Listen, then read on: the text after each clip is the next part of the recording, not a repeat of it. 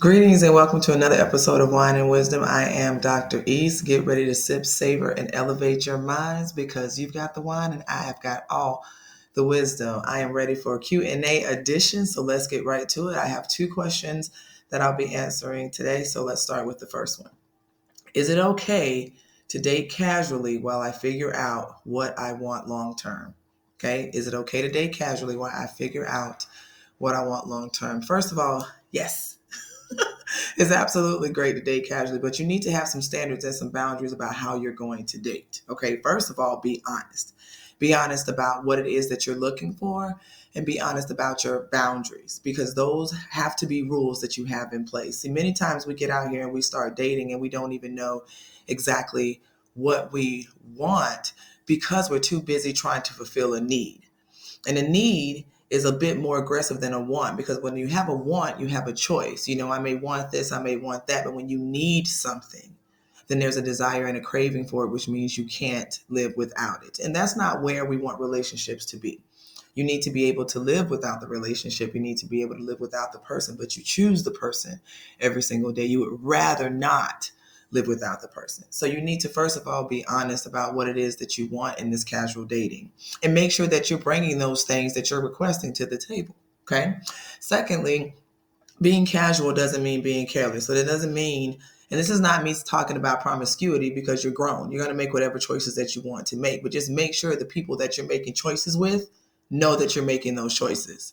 Meaning, if you're going to have several people that you're dating or seeing or being intimate with, then yes, it's fair that every single one of them needs to know that you're dating and other people because you will want that same respect. This is about safety. And this is about carelessness. And when we are careless, we make mistakes. And sometimes we get in situations that we can't get ourselves out of. And then we're also, when we're not clear about our expectations, we create a narrative for someone else to have a hope or a desire that doesn't even exist.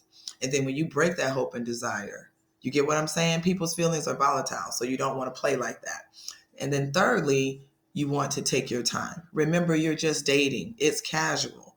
You don't need to date this person on one day and you're just kind of picturing them for the rest of your lives. For what? Stop doing that. Start focusing on the fact that you are enjoying the company of another person, right? That you get to try a new restaurant or a new activity, that you get to create memories, that you get to enjoy an evening of laughter, even if it goes nowhere.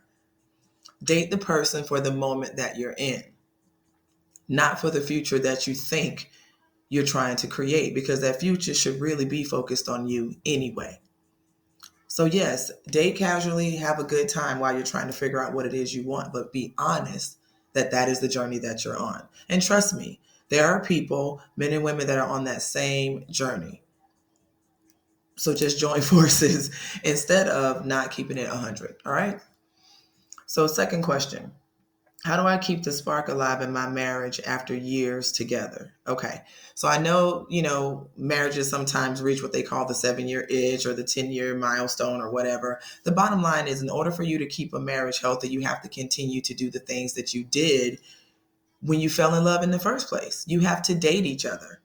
The same things that you did during the dating season are the same things that you have to do during the marriage. And I get that there can be time constraints and there's children or there's pets or there's jobs and careers and other things that we have going on. There's family members that we may be caretakers of. So there's just a lot that we have to deal with. But the bottom line is you make time for what you want to make time for.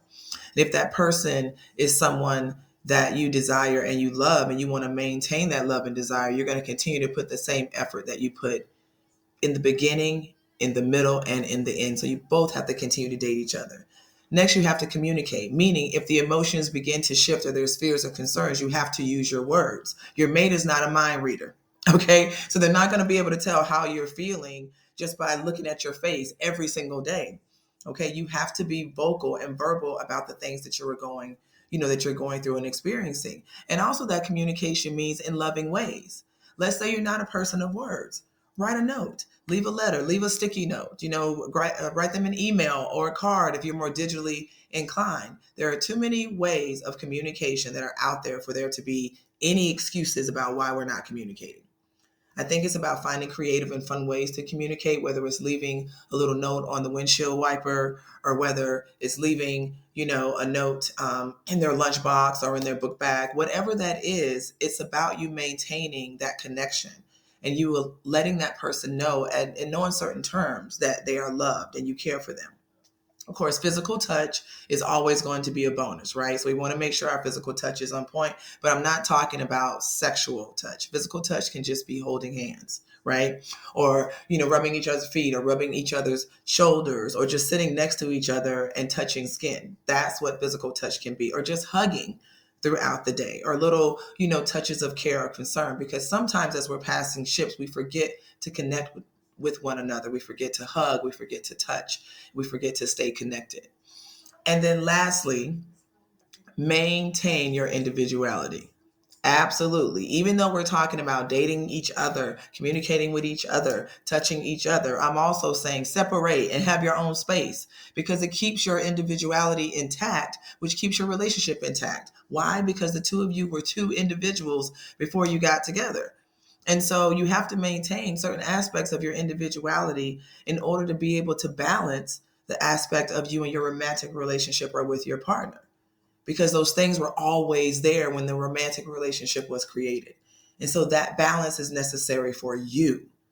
And yes, that is a selfish part, but that is a necessary selfish part of any type of relationship. So again, in order to keep that marriage going, continue dating each other. Make sure you use new and creative ways of communicating. Physical touch is always a bonus. Find ways to do that. And then again, make sure you maintain your own individuality. Okay. So I hope these nuggets have been great for you guys. You're able to vibe with them. Remember to follow me, share, make some comments below. Keep sending your questions in, and I will see you guys in a couple of weeks. Take care.